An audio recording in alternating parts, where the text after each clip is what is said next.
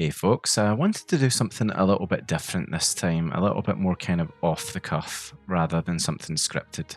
I mean, there is a plan for this video, but a bit more natural in how I'm presenting myself, I suppose. And don't worry, the Shivering Isles video is coming very, very soon. Anyway, for this video, I was thinking a lot about Radiant AI and the NPCs in Oblivion after the recent Starfield video. Now, the reason I was thinking about that is because, well, I did the Oblivion's Radiant AI video ages ago talking about all of the freedom that those NPCs had. And then, of course, in Starfield you had NPCs just stuck in place and not moving and having no routine. So I wanted to go back to Oblivion and actually pick an NPC and follow them and see what they actually do. Now, for this video, we're going to be taking a look at Gelethor, who is a wood elf who works in the Imperial City warehouse in the market district. He's not usually that interesting. He basically hangs about and work most of the day and goes for his lunch, and that's about it. However, on the 17th of each month, he goes on a bit of a journey. So we're going to follow him and we're going to see where he goes. Now, in real life, I wouldn't recommend pointing your finger at someone random and just following them about the place. Let's keep that sort of thing just for Oblivion. So about 8 or 9 in the morning, he basically sets out into what on this 17th of the month is quite a rainy, unpleasant day, and he starts to make his way through the market district. He's geared up, he's got a mace and some armour, but not the best. He's obviously ready for some kind of journey. He makes his way up past the Imperial Palace and then through the Talos Plaza district. And next he heads out of the west side of the Imperial City down towards the Great Bridge. This might be a good point to say that, generally speaking, I find the NPCs in Oblivion wandering about like this, it just makes the world feel so alive, you know? Like you actually feel like you're wandering about a world where the NPCs are doing things just because they want to, and it's brilliant. And of course, we just were looking up there at the top of the mountain. That was Frostcrag Spire, a player home added by one of the DLCs.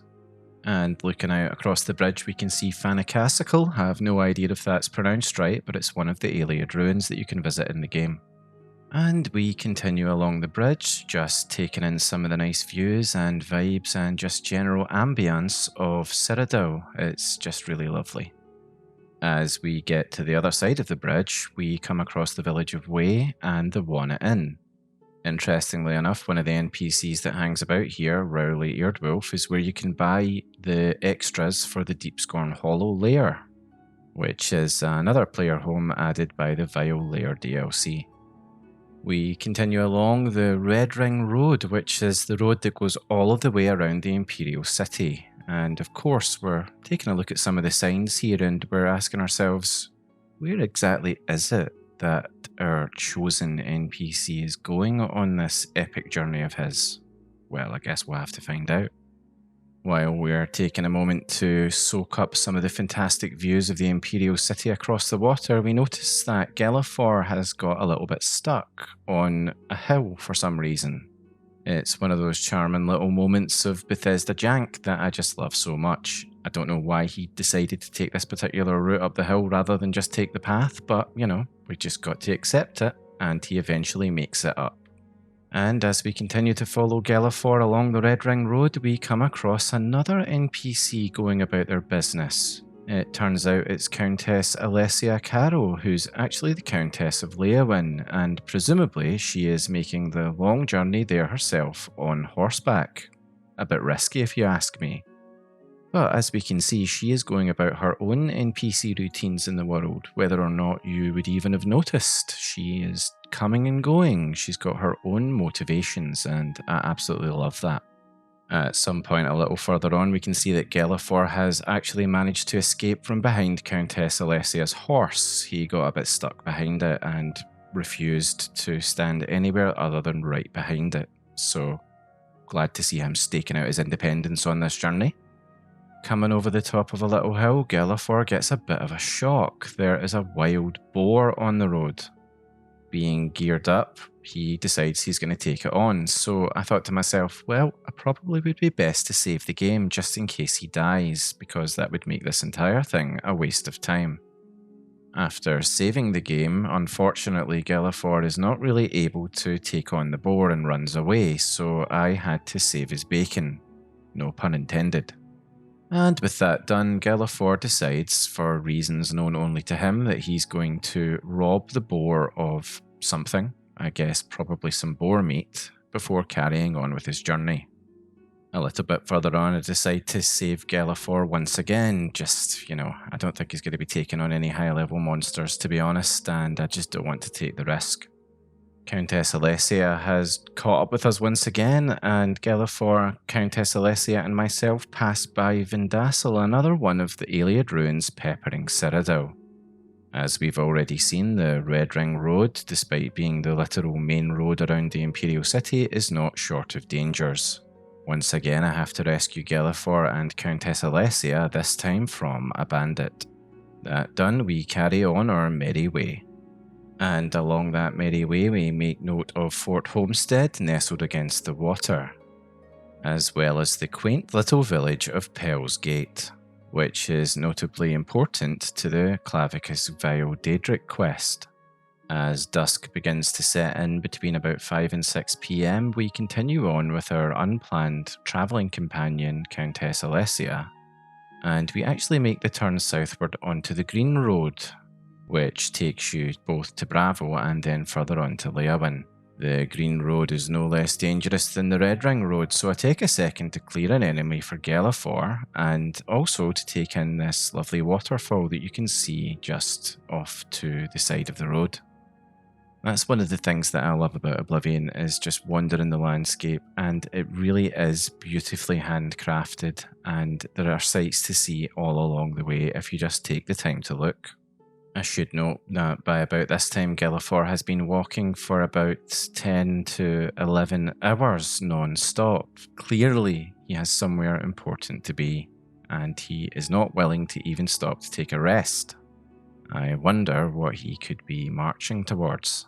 One thing that still dissuades him though is danger, and he once again gets a terrible fright from a wild boar, and I have to dispatch it for him before he will continue on the road.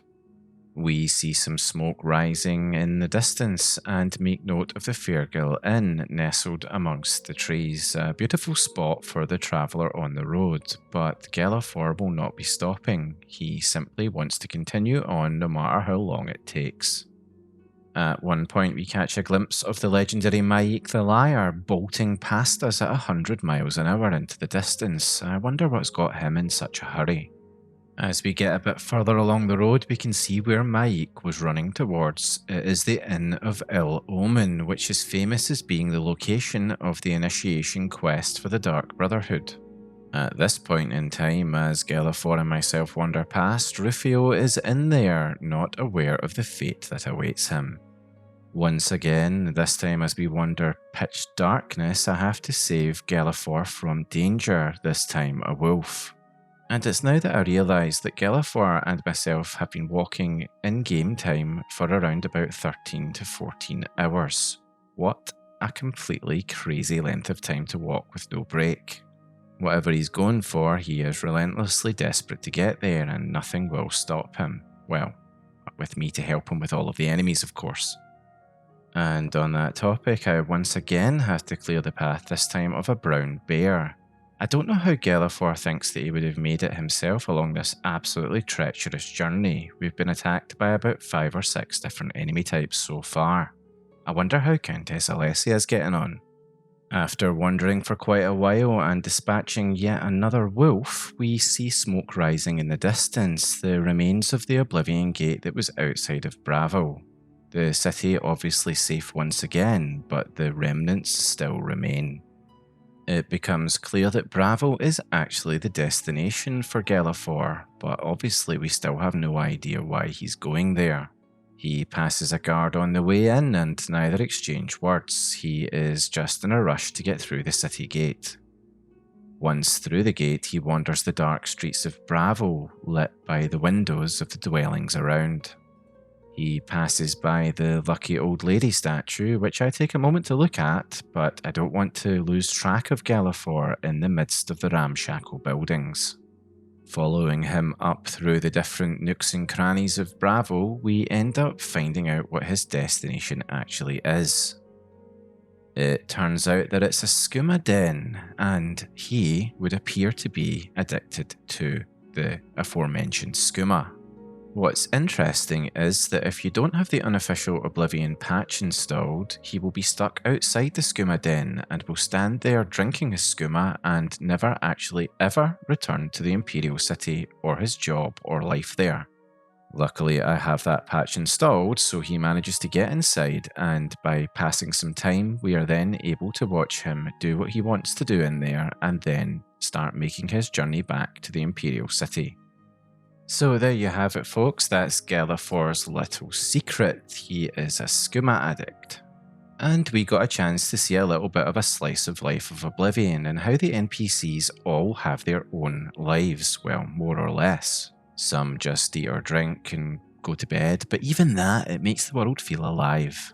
I hope you enjoyed this much shorter video, just a little bit, as I say, of a slice of life bit of content, just chilled out.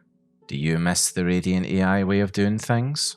Do you have any fun stories about NPCs that you've shadowed or watched?